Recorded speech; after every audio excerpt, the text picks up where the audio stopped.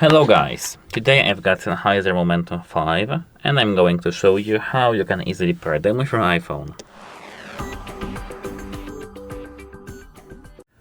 So as you can see here, I've got our headphones, and the first thing we need to do is opening the settings.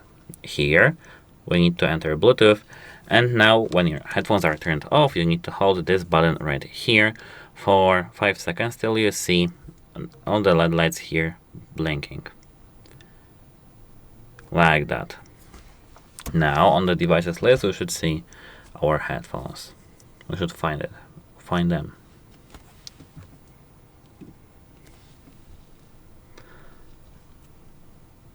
If we don't see this, we need to disable Bluetooth and enable back again. Here I've got them. We need to tap our device. And now we are done. Goodbye.